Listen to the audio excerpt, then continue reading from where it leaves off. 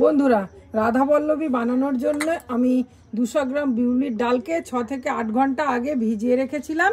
এবার ডালটাকে জল ঝরিয়ে আমি একটা মিক্সিং জারের মধ্যে দিয়ে আমি ডালগুলোকে একটু অর্ধেক করে বেটে নেব। পুরোপুরি মিহি করব না, ডালগুলোকে একটু দানা দানা ভাব থাকবে, সেই অবস্থায় আমি ডালগুলোকে বেটে নেব। ডালগুলো বেটে নিয়ে তারপর আমি আপনাদের কাছে ফিরে আসব। সব ডালগুলোকে মিক্সিং জারের মধ্যে দেওয়া হয়ে গেছে। এবার আমি এতে অল্প পরিমাণ জল দিয়ে দেবো, দিয়ে ডালগুলোকে বেটে নেব। ডালগুলোকে আমি মিক্সিং গ্রাইন্ডারে গ্রাইন্ড করে নিয়েছি, একটু দানা দানা ভাব রেখেছি। এবার আমি এটাকে একটা পাত্রের মধ্যে তুলে নেব।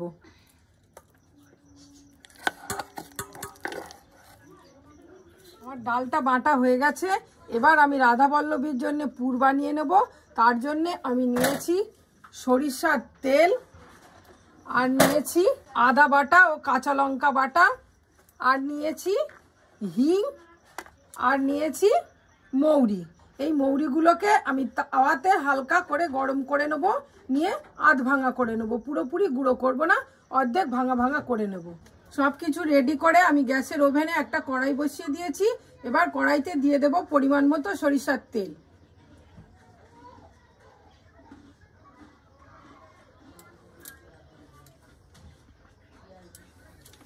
তেলটা গরম হয়ে গেছে। এবার আমি এর মধ্যে এক টুকরো হিং ফোড়ন দিয়ে দিলাম। তারপর আমি এর মধ্যে দিয়ে দেব 1 চামচ আদা বাটা,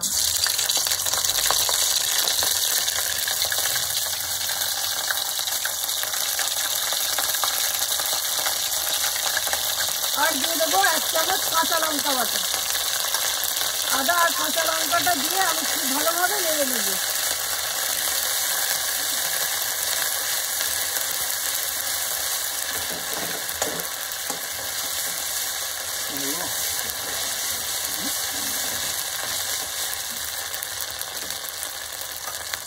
এবার আমি যে মৌরিটা গুঁড়ো করে রেখেছিলাম তার মধ্যে থেকে অর্ধেক পরিমাণ মৌরি আমি এই তেলের মধ্যে দিয়ে দিলাম।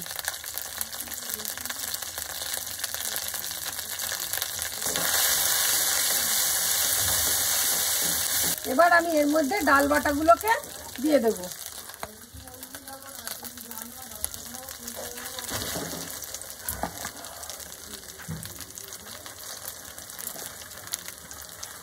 আর এর থেকে কিছুটা ডাল আমি রেখে দিচ্ছি, আমি যখন কচুরির জন্যে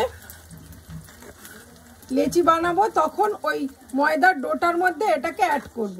ডাল বাটাটাকে আমি সমস্ত উপকরণের সঙ্গে খুব ভালোভাবে মিশিয়ে নিয়েছি। এবার আমি এর মধ্যে যোগ করে দেব স্বাদ মতো লবণ ও চিনি।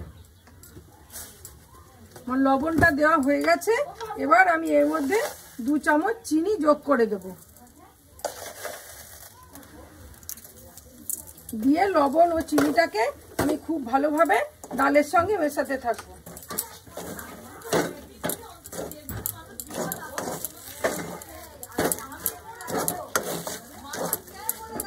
আমার পুরটা পুরোপুরি রেডি হয়ে গেছে। এটাকে আমি নামিয়ে ঠান্ডা করতে দেবো। ততক্ষণে আমি এই ময়দার ডোটা তৈরি করে নেব।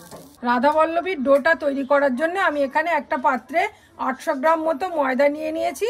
এবার প্রথমে এই শুকনো ময়দার মধ্যে আমি স্বাদ মতো লবণ, চিনি ও সাদা তেলটাকে খুব ভালো করে মিশিয়ে নেব। এতে আমি দিয়ে দিলাম 1/2 চামচ লবণ, আর দিয়ে দিলাম 2 চামচ পরিমাণে চিনি।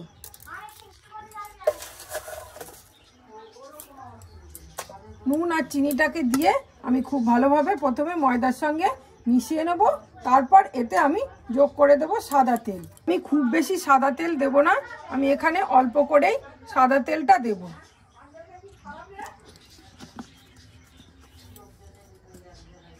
আপনারা চাইলে বেশি করেও তেল দিয়ে এটাকে ময়ান করে নিতে পারেন। তেলটাকে দিয়ে আমি খুব ভালো করে ময়দার সঙ্গে এইভাবে ডলে ডলে মিশিয়ে নেব। নুন, চিনি আর সাদা তেলটা খুব ভালোভাবে মেশানো হয়ে গেছে। এবার আমি এর মধ্যে যে ডাল বাটাটা রেখে দিয়েছিলাম সেটাকে দিয়ে দেব। ডাল বাটাটা যদি আমি অল্প করে ময়দার সঙ্গে মিশিয়ে দিই তাহলে কচুরিটা খুব সুন্দর খাস্তা হয়। ডাল বাটাটা দেওয়া হয়ে গেছে। এবার আমি এর মধ্যে যে মৌরি গুঁড়োটা রেখেছিলাম আধ ভাঙা অবস্থায় সেটাকে দিয়ে দিলাম, আর দিয়ে দিলাম 1 চামচ পরিমাণে আদা বাটা। আমি এই ডোর মধ্যে লঙ্কা বাটাটা ইউজ করিনি, আপনারা চাইলে অল্প করে লঙ্কা বাটাও এর মধ্যে দিয়ে দিতে পারেন। এবার আমি ডাল, আদা বাটা আর মৌরিটাকে ময়দার সঙ্গে খুব ভালোভাবে মিশিয়ে নেব। তারপর অল্প অল্প করে জল দিয়ে আমি যেমনভাবে আর অন্যান্য লুচি বা পরোটা করে সেইভাবে ডোটাকে মেখে নেব। তারপর ফিরে আসছি আপনাদের কাছে। ময়দার ডোটা বানানো হয়ে গেছে। এবার আমি এর মধ্যে যেহেতু ডাল মেশানো আছে আর আমি অল্প করে তেল এতে ময়ানের সময় ইউজ করেছিলাম, তাই হাতের মধ্যে একটু তেল নিয়ে আমি এই ময়দার ডোয়ের উপরে মাখিয়ে দেব, দিয়ে এটাকে কিছুক্ষণের জন্য ঢাকা দিয়ে রেখে দেব। এদিকে আমার যে ডালের পুরটা বানানো হয়েছিল সেটা একদম ঠান্ডা হয়ে গেছে। এটাকেও আমি খুব ভালোভাবে মিহি করে মেখে নেব, যাতে মোলায়েম হয় এবং লেচির মধ্যে ভরলে বেলার সময় আর ফেটে বেরিয়ে না আসে। ফিরে এলাম 10-15 মিনিট বাদে।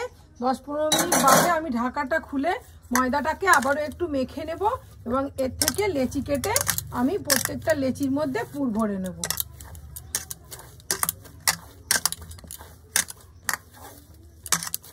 এবার আমি প্রথমে লেচিগুলোকে কেটে নেব।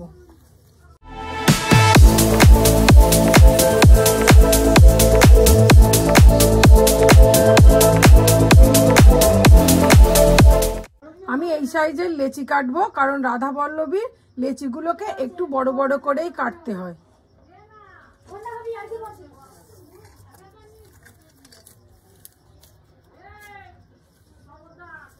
এইভাবে আমি সব লেচিগুলোকে কেটে নেব। তারপর আবার আমি লেচিগুলোর মধ্যে একে একে পুর ভরবো। আমার সমস্ত ডোটা থেকে লেচি কাটা হয়ে গেছে। এবার আমি প্রত্যেকটা লেচির মধ্যে পুর ভরে নেব। একটা লেচিকে নিয়ে আমি এইভাবে হাতের সাহায্যে গোল পাকিয়ে একটা এবং তারপরে একটা চামচের সাহায্যে আমি পুরটাকে নিয়ে এইভাবে এর মধ্যে দেব। আমি হাতের সাহায্যে নিচ্ছি না, যেহেতু এই পুরটা আঠালো, তাই আমি একটা চামচ ইউজ করছি। এবার পুরটাকে দিয়ে আমি লেচিটাকে সমস্ত দিক দিয়ে তুলে এক জায়গায় জড়ো করে এইভাবে পাকিয়ে আবারও গোল করে নেব। তৈরি হয়ে গেল আমার একটা রাধাবল্লভীর লেচি। এইভাবে আমি সমস্ত লেচিগুলোর মধ্যে পুর ভরে নেব।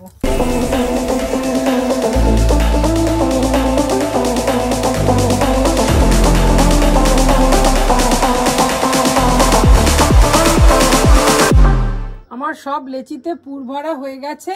এবার আমি কয়েকটা লেচিকে কচুরির আকারে শেপ দিয়ে নেব। তারপর আমি ওগুলোকে একে একে ভেজে নেব। আর বেলুনটাতে আমি খুব ভালোভাবে একটু তেল মাখিয়ে নিয়েছি।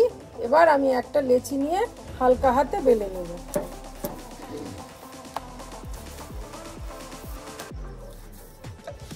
একটা লেচি বেলা হয়ে গেছে। আমি একটু বড় করেই বেলছি। এইভাবে আমি সব লেচিগুলো থেকে কচুরির আকারে শেপ দিয়ে নেব।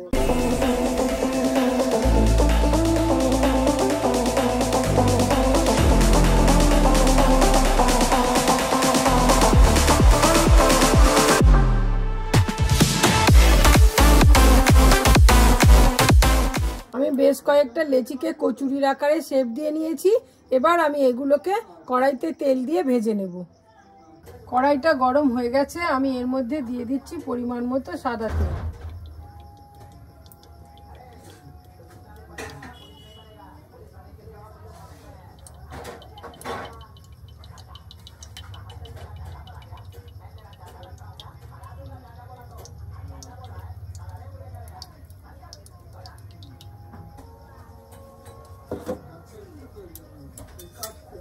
গরম হয়ে গেছে। এবার আমি তেলের মধ্যে একটা কচুরিকে ছেড়ে দিলাম।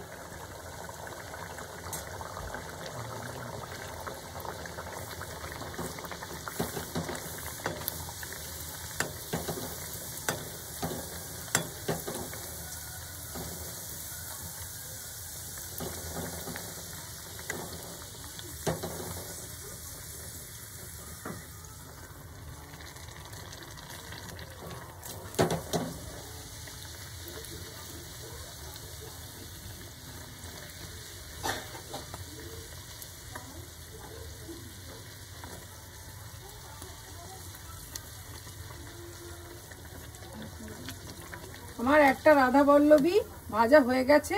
এইভাবে আমি প্রত্যেকটা রাধা বল্লভীকে লাল লাল করে ভেজে নেব। আমি আবারও একটা এই কড়াইয়ের তেলে ছেড়ে দিলাম। এইভাবে আমি একটু ঝালদির সাহায্যে প্রেস করে দেব, তাহলে খুব সুন্দর ফুলে উঠবে।